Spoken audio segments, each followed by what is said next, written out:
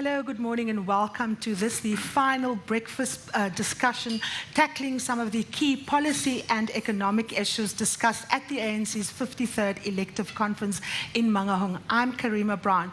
This morning we will be joined by Planning Minister Trevor Manuel, who will be speaking to the National Development Plan. But before we do that, let's get an input from business from Reverend Sitsabo Dlamini. He is the CEO of Sitsabo Project Managers. Thanks, Karima. Good morning, everybody.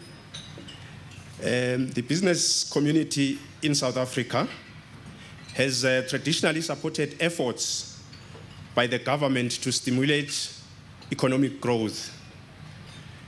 Nowhere has this been brought into sharper focus than in the National Development Plan, to which we owe Minister Manuel's National Planning Commission a huge debt of gratitude.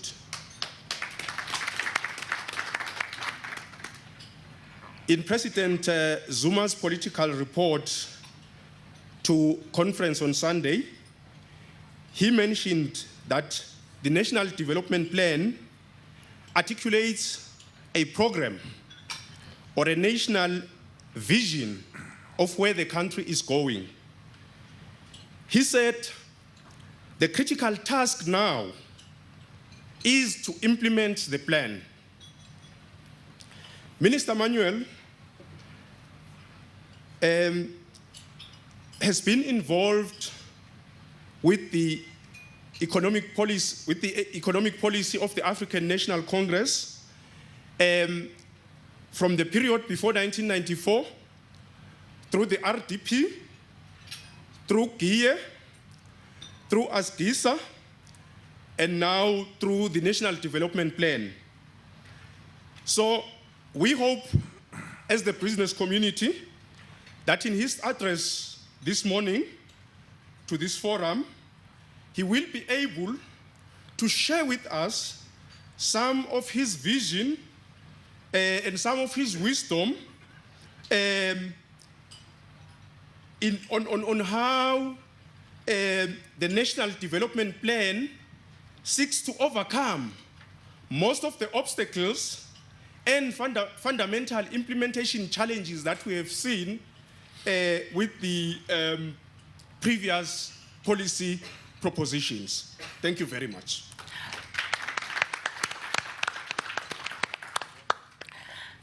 That was, of course, Reverend Sitsabo Dlamini speaking there to us from Sitsabo Project Managers. Now, of course, the National Development Plan has been the focus of the nation's attention since the Commission has been formed and the task that has been laid out to them. Now, Minister Manuel handed over this plan on the 16th of August to the President, and the plan is now with Cabinet. And, of course, we heard President Jacob Zuma speaking on Friday, urging the conference to actually look at the implementation mechanisms around the plan. I'm not going to waste a lot of your time. Let me get the man of the moment, Minister Manuel, to tell us exactly how he thinks the delivery mechanisms are going to be put in place by the ANC's 53rd elective conference to operationalize this plan. Minister Manuel, ladies and gentlemen. Minister, let's go to the step. Do you want me to stand there? Okay, I was just getting settled. Your last address. Thank you very much, Karima. Good morning to all of you. Let me just take a moment and you know, the plan emerges from a decision taken 5 years ago at Polokwane. The idea of the Planning Commission was incorporated in the manifesto of the ANC going to the 2009 elections. A Planning Commission was established, drawn from people outside of government and one person inside of government, the schizophrenic, that's me. Now the Deputy President of the ANC is also Deputy Chair of the Planning Commission, and that gives me a kind of edge over Cyril Ramaphosa. It's no bad place to be today. We started work in May of 2010. By June of 2011, we delivered a diagnostic. We took that to the nation. We then consulted on the process. By the 11th of November last year, we had a proposed plan in place. Again, we embarked on consultation on the 15th of August, handed this to the President. It's important to understand the plan. It's the first plan for the country, and it's important to understand in a number of different ways. One part of it is about ensuring that we complete and focus on implementation, and because in its nature it's not a government plan, it's a plan for the nation. It's fundamentally important that we involve communities in decisions and oversight. I think that's the first and most important plank, and that has been a big part of the communication to this conference. You've got 4,500 delegates representing all of the country, and if people are not involved, if people wait for government, you have a democracy that'll die on its feet. You need to energize the democracy, and that energy will come from people's participation in oversight over the kinds of services that they deal with in their everyday lives. That's one part of it. A second part of it is that in our analysis, and we've worked largely with existing policies, there are certain gaps or issues that need additional attention. One of those examples would be urbanization policy. We have massive and rapid urbanization in South Africa, and this is borne out by the results of Census 2011. But people come into cities where, on the one hand, the spatial norms are still largely those of apartheid. We still live in group areas in the main. And secondly, we aren't accommodating people coming in.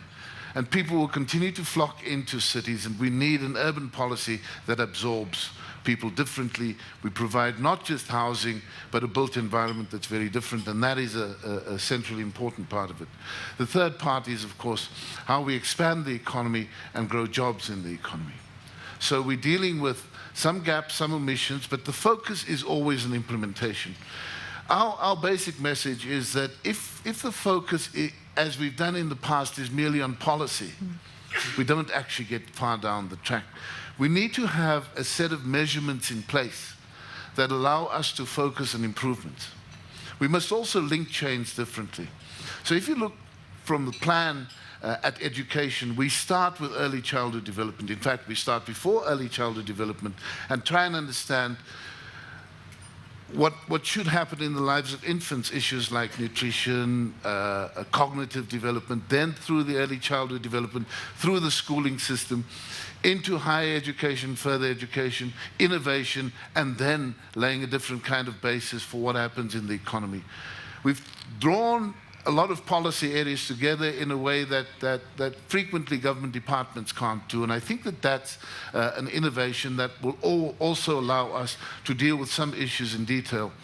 Going forward, there will be work that'll be different. If you take an issue like food security, it's a big issue globally. We need to understand not just land reform and people on land in agriculture. We need to understand the environment that supports communities in rural areas. We need to understand the utilization of resources like water and land itself. We need to understand what kind of chemical interventions are needed. And then you need to understand the infrastructure that allows people to get product from the farms to markets, especially small farmers. All of that will require a very different, detailed approach, the kinds of issues we haven't done work on yet, but the seeds of which are embedded in the first National Development Plan, which is being discussed by conference here. It's a very good moment, and the reception for the plan has been exceedingly warm in this conference. Thank you.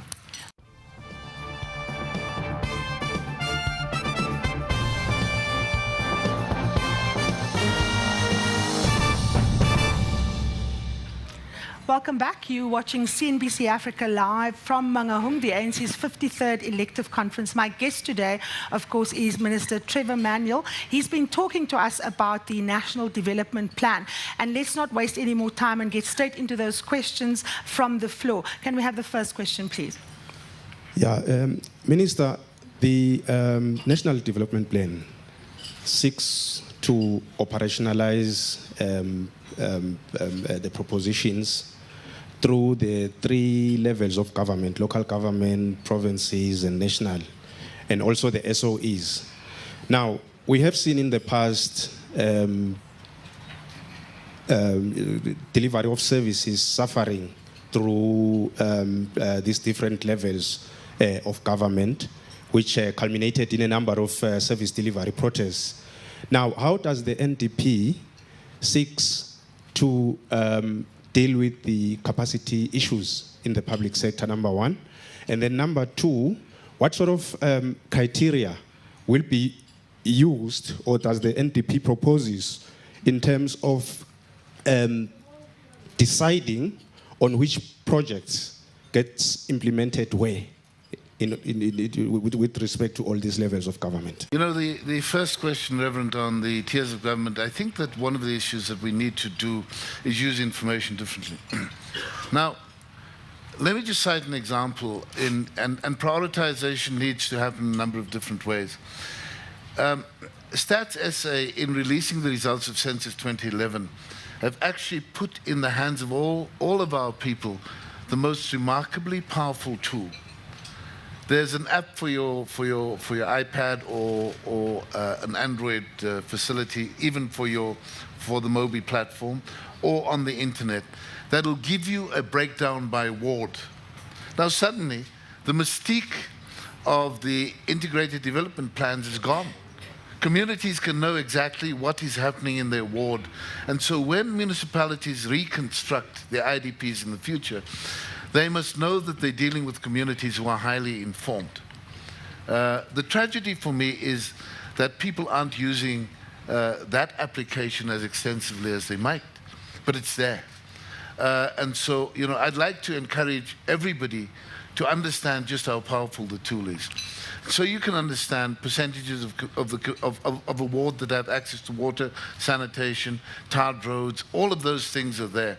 And I think you can then begin to reconstruct priorities differently. Now, in the way in which we've argued issues, active citizenship, leadership throughout society, and effective government all hang together. If you ask me what our theory of change is, it's understanding those kinds of issues as being what will give effect to the myriad of policies adopted by government. In respect of efficient utilization of financial resources, it's another issue for which we need to be a lot more accountable. So in the area where you operate in project management, for instance, what is the margin that a contractor should have on a job? Is a contractor capable? Is there adequate oversight of the job? Those are fundamentally important questions that actually spread the money differently. These are, I think the tools are there. We now have to be able to demonstrate how they work and ensure that the demonstration effect of that allows us to generalize of learning, because the second message of the plan is learning by doing. It's not just more and more policy, it's also starting to do in a way where we learn as we proceed. In respect of the criteria, the National Planning Commission doesn't determine the criteria. We think democratic and democratically elected government needs to be accountable for their selection of projects, and that makes a lot of difference. We can facilitate, catalyze, and ensure that the information is available, because, you know, they say sunlight is the best disinfectant. If people see what needs to be done, they exercise the choice. Similarly, if we close the loop, because the statute in local government lays the basis for accountable and participatory local government. But frequently we take the views of people in IDPs and we never tell them what we can do when. You close the loop and people participate very differently.